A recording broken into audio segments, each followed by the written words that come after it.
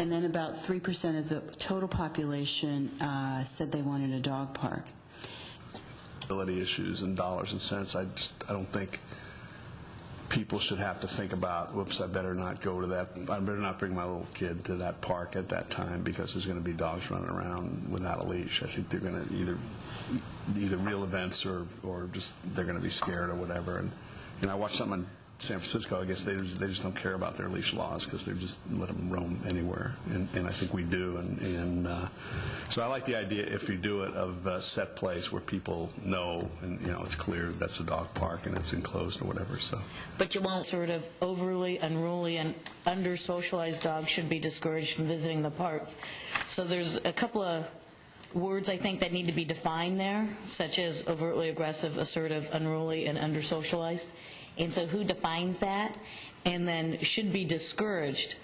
The word discouraged is troubling to me. And so how do you as a staff, frankly, determine what dogs fit under those categories? About if there happens to be an overly assertive dog, let's say in a fenced area or even in a non-fenced area, and a resident who happens to be walking by, having their child play in the park, etc., calls code enforcement, calls 911, they call somebody. I think we probably will need to address how do you assure prompt response when there's an issue. Real fast, high-level view. This is, a lot of people have said this about balance and fairness. And the problem with that, and I'm okay with, I think we're going to come to some good consensus here, but the problem with that is it's really hard to balance the joy of, your dog playing in a park versus the fear that somebody has.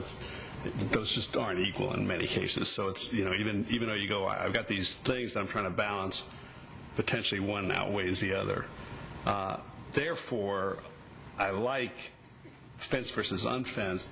I like the fence thing better. I'll just give my views. Isn't that when we decide?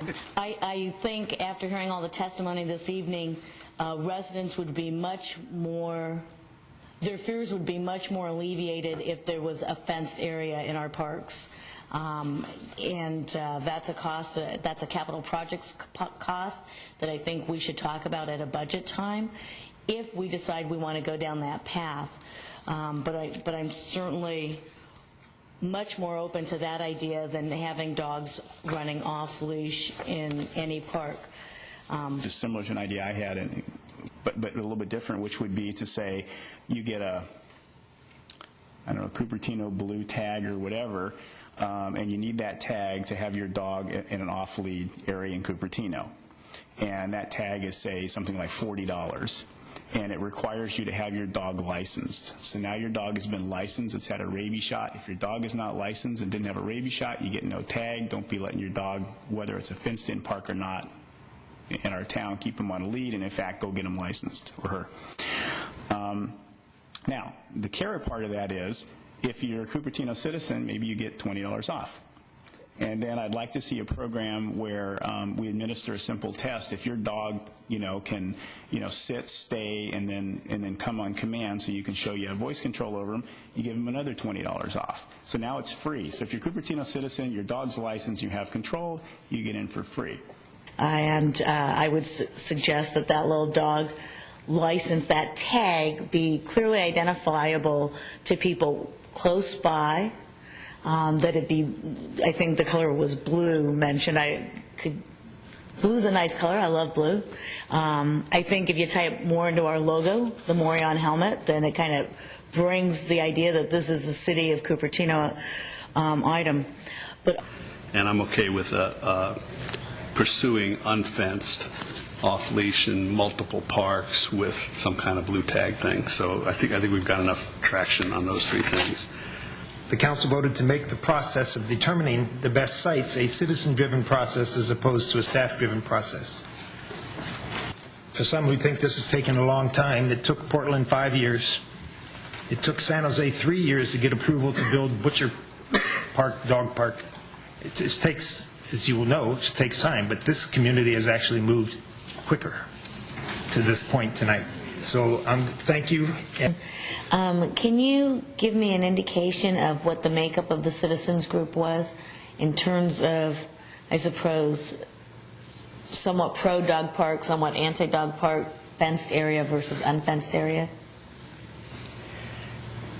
We left it pretty open for people to come in who were interested and passionate about the issue and willing to work on it. I didn't go to all the meetings because it was Julia's project. My recollection was it was pretty even, about 50-50. What would you?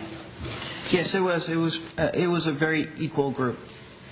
Equal means Both sides. Both sides are well represented. both means unfenced and fenced, or 50% of dog owners, 50% non-dog owner, or 50% supporting this dog park, 50% not supporting dog park. I think. What Go ahead, is the Julia. balance? Sure. 50% supporting an unfenced and fenced area, 50% only supporting a fenced area. But so 100% supporting this idea of having dog park.